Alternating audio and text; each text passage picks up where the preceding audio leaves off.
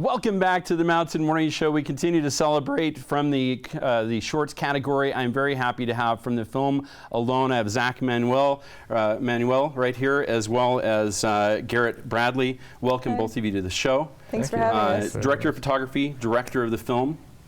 This film touches on a subject that so many people are walking around completely blinded to. Give us a little background. Well, the film is called Alone. It was sort of a riff off of the main subject's name, Alon Watts. Her name is spelled Alone. Her partner, Desmond Watson, has been incarcerated since October of 2015. The film takes place in New Orleans, Louisiana. Where you guys both hail from? Where we both are based and make a lot of our work out of. And the film kind of follows her trying to make a decision on if she should marry Desmond while he's still incarcerated, without knowing what his future is, without having a sense of his trial or how long he'll be there. Now, is Desmond already misplaced from where he is from? Is he also from that area? He's in the Louisiana prison system, and he's from New Orleans. But we often see where people end up very far afield from where they are from, which is a big part of what you're trying to tell in the story, right?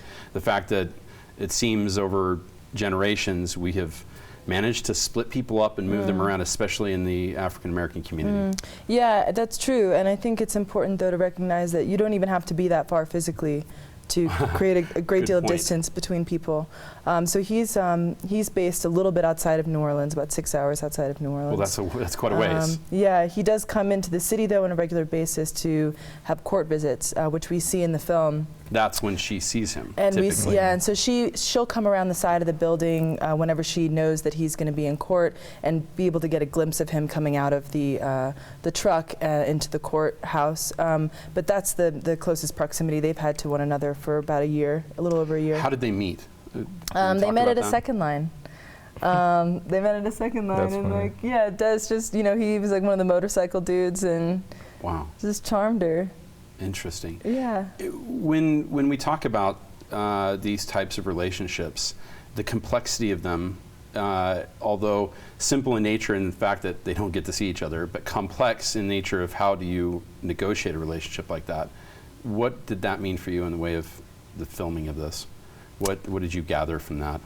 I think for me it was really important to universalize our definition of what a healthy relationship is and what it means to be a woman who can't really be with somebody that they love. And I think a lot of women, whether or not they're dealing with mass incarceration or the system or not, can relate to that feeling. Actually, I mean, all partners, no matter who you are, I think can relate to wanting something that you can't have. And I'm hoping that that conversation can become a little bit more fluid, and that women like Alon, who are dealing with having a partner who's being systematically separated from them, that they can be included in the conversation of what it means to be alone. That's excellent. Yeah. We have a clip from the film Alone.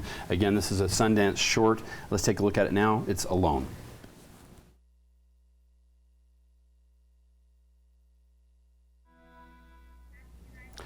So as you see from the outside of the prison, the fleeting moments of contact, that's difficult. I think I want to talk about that from the director of photography standpoint for a moment. It's a beautiful shot, first of all. Thank you. But second to that, those shots are hard to come by, aren't they? They are, and they're hard to get. And I kind of feel very much as Alon did when we snuck that moment, or kind of getting that fleeting moment where we were there, and we were actually shooting another scene at the courthouse, and we realized that his bus was coming in at that time. So we kind of just picked up all of our gear and ran over and just put the tripod down and just waited for him to come. And we were fortunate enough to capture those moments, but they're very fleeting and they're very short. And such as their situation, it's really, we're trying to grasp it, and there's not that much to grasp for, and there's this distance between us and this fence between us, and we tried to get the best that we could get. It's amazing what a chain link fence can do.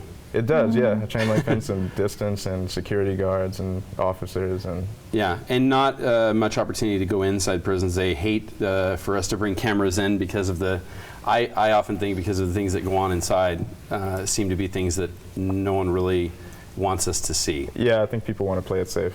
I think so too. Yeah. You also did something a little different there with the color, or lack thereof. Yeah, yeah. Talk about that for a moment. Why the nature of kind of being desaturated and kind of monochromatic? Well, I think it was really a directorial decision for me. When the color is stripped from a film or from an image, it really kind of simplifies it and makes it more into a universal idea more than an image or a composition. So I think it was, the film itself there's a mode of access into it that seems a little bit more elemental, I guess I could put it. What did you shoot it on? We shot on a Sony FS7 with some good glass. Yeah, I'll say it's tremendous. I also like, and this from the director's standpoint, it seems that there's a lot of power in black and white in that feel. Certainly when we see her face up close. Yeah. Talk about that and the interview with her as she talks about these, this relationship, I guess. Well, I think, just like echoing off of what Zac was just saying, there's sort of a metaphorical resonance that happens with black and white film. I truthfully, honestly, we're shooting a whole series of 35 millimeter black and white films simultaneously. So my mind was kind of thinking in black and white. That's what I was seeing, everything in black and white. See it in black and white. It was really hard for me to try and conceptualize color at that time, and I think probably still a little bit. But we actually had an opportunity to show the film to Alon and to Fox Rich, who's also in the film. She has a conversation with Alon. Her husband's been in jail for 20 years in Angola. Oh my. So they have a very brief conversation at the end of the film, but we sat down and watched it before coming to Sundance, and her son his first reaction was that the black and white felt like it expressed how he felt about his own father. And I think that so there's a missing element, isn't there? Yeah, for him? exactly. Is that what it represents to him? Yeah, exactly. Wow. A sense of nostalgia, I think it also brings up, and it's kind of this idea of reaching for something that may not be there. Wow. Very powerful film. We have just another moment or two. I want to talk about filming in New Orleans, having that opportunity. It's much different. That is a character by itself. Would you not agree? I think it is. Yeah. I think New Orleans has its benefits. For instance, getting that shot outside of the fence. I feel like maybe in a different city or LA or New York, it'd be really difficult to just kind of run and sneak those kind of shots without that much, communication between ourselves and the actual prison. Yeah, there's always a much different element when you get to those big cities of trying to set up and people coming and bugging you. And permitting, licensing, Right. It's also a small town. New Orleans is a very small town, and I think when you're a filmmaker, it's important, especially when you're making documentary films, that you have relationships, obviously, with the subjects of your film and with broader communities. And I think we have our team, most of which are from New Orleans, has tentacles all throughout the city, which really allows us to have a lot of flexibility and that's true too. And feel like we're connected to what we're making. Support there too from the community. Yeah, certainly. Yeah, that all just comes from if there's trust and respect there. Which if you don't have a relationship, or if you don't know someone's family member, that can really stop things very quickly. I will say that our process, and not that we're just kind of like running around and it's not running gun, stealing shots, so to speak, but we're always in constant communication with people wherever we're shooting, and trying to establish bonds and let them know what we're doing, so we can just all be comfortable. And invest, I suppose, getting people to invest in what you're doing. Is that a part of it? Well, it's more like we're investing in them. That's how I see it. Yeah. I like that. Yeah. That's tremendous, because that is the essence of filmmaking, right? If you don't have that connection to the people behind the camera, to all of the extent of background and everything.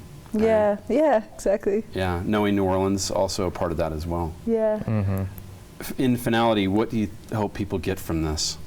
What are the takeaways that you hope people will grasp? I think that there's finally starting to be a conversation about mass incarceration and about how many people are unfairly being locked up without access to any form of intimacy or connection to the people that they care about. And I think that if we can start to think about this less as a statistic and more from an emotional point of view, and how this actually affects human beings and how it's connected to ideas around love, and how it's a reflection of our history and how families have been separated for over 200 years. Wow. Powerful. You had something to add? Yeah. For me, I think that there's a whole universe of love and the idea of love that becomes disregarded when it is associated with different groups of people, or whether they're black or brown or impoverished or, you know, involved in the prison system. And I think it's important for people to realize that love is love and it exists in so many different forms. Yeah, and how necessary it is. It's very necessary, yeah. Yeah, we all need to feel love. Yeah. Well, I love you guys. Thank you so Thanks. very We much for love being you here. too. The film is awesome. Thanks I'm for looking having forward us. to it. We'll Thanks, see it in yeah. Sundance Shorts. Do you know which program it's playing in? Shorts, program 1. Program 1. Yeah. All right. So we want to make sure you get out and check it out. Your premiere is? Tonight. Tonight at 6 p.m. 6 p.m. Right. Do you know which theater? No. The We'll big find one. out. It's at the big one. All right. Look it up, y'all. Internet. I think it's over at Eccles, if I recall, but we'll check it out and make sure that everybody gets to see it. It's Alone. Thank you guys so very much for being Thank here. you so much. Thank We're you. going to wrap the show today with music, which is coming up here on the program in just a moment. It seems very appropriate after this discussion. We'll be back with that right after this.